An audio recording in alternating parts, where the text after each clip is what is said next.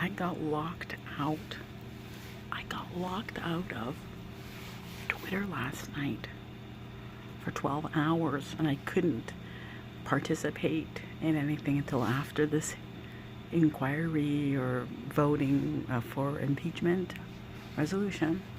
And you know who it was? I had directed a comment to Adam Schiff, and that's when I got blocked. This is the second time. The first time was around Yom Kippur or Rosh Hashanah, when I kind of rebuked him, said that I was a better Jew than he was, and I called him to repent, and then I got blocked for a little bit. But this time I got blocked for 12 hours because he said something nasty against the president. So I said, basically, we'll tell the gatekeeper when you die and get to hell, tell that to the gatekeeper.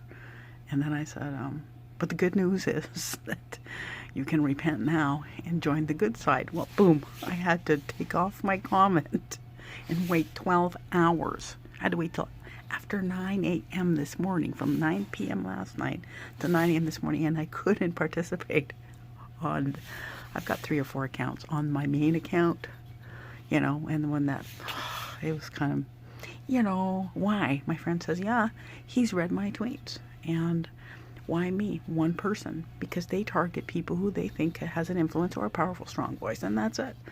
So it doesn't stop you, because, why? Because, when you're on the good side will always win, because where you get your power from, right? The source. I still believe that when you are pursuing what is right, God's will, the peace, pursuing righteousness, goodness, what is right, righteous, right? Pursuing peace, right? That's what Donald Trump is all about. That's what I support. I'm on the right side against late-term abortions in general, right? Sacrifice of children, of babies. That's Baal worship. That's totally worshiping not God. God hates those things. I mean, the first thing he said to Adam and Eve was to have children, not to kill children, sick. And that's, the things that God hates is what the left, the goats, the stubborn as goats, that's what they do. They lie, they pervert, distort, they worship, sex. It's true. They've been doing these sex parties for ages, and that's what they're doing. Can't prove it, but it'll come out. Yeah, the disgusting hole in the wall that Ezekiel was shown by God. I think it's in 2 Kings or 1 Kings. Something about the hole in the wall and the disgusting things that were taking place.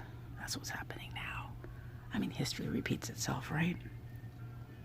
That they were worshiping the god Tammuz, which is the god, not the creator, source God. It is the god who they worship, sacrifice babies to, and they also, that around Easter time, that kind of ritual was all about fertility, and they had a little game, a ritual game, that they would tag the person. They would music and dancing, and they would tag a person and have sex with them. It was like an orgy. It was sex practices.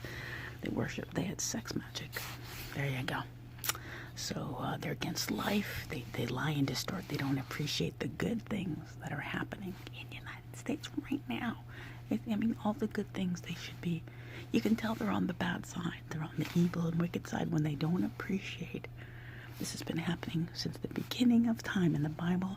God saves, and through Moses, the Israelites, 12 tribes. He through Moses, he's the messenger. He frees the people from slavery, from Egypt, from the system. All this stuff, right? Like the left does, frees them from that. All those practices, even though they had the food there. They had, like it says, they had cabbage, they had quail, they had meat, cabbage. So God frees them from the oppression, from following these Tammuz, the god, the Baal, and for a while, they were starting to complain about the food that God was giving them. He was giving them water and manna, this food, miraculous food from heaven on a daily basis, and they started complaining, missing the stuff that they had, and God's been dealing with these kind of people forever. Well, why do they keep complaining? Why do they keep doing this? And why, and then they pay the price. for not appreciating and not saying thank you. And, he said, I was going to bring you to the land of milk and honey, but promised land, they just had to wait it out. That's all they had to do, and be appreciative. It's like a fast. Or it's like, that it's hard to do, right? You say, I'm going to lose 30 pounds. Well, it doesn't happen overnight. It takes a long time. You can't crash it because it'll fail. You got to, we know how it works, right? And you got to just trust. You got to trust in God and put his, do the right things, Anyways, we're all being drawn out by what's in our heart. Anyways, it's all good. The good, the bad, it's all good. It's like, what do you really want? I want paradise. I want what was lost in the Garden of Eden. And I'm suffering right now like everybody else is in this corrupted, good and bad world. Knowledge of good and bad. It's bad and good at the same time. But I can't wait till it's all good. But you know what? We really have to deserve it, right? To each one, what's in your heart is exactly what you're going to get. And that's it. So if we are on the good side, we have to support it with our whole energy, our whole mind, soul, heart, and strength. We have to support that with those vibes, that energy. Just like a prayer, God hears our prayers. When we reach out to Him, it's just us and Him. It's just you and Him. It's just me and Him. It's us. That's it. And He answers your prayers. They're not hindered. They're answered. But we have to align ourselves with His will. Pursue peace, righteousness, justice, clothe ourselves with love, goodness, kindness, mildness, long-suffering, self-control, all that good stuff.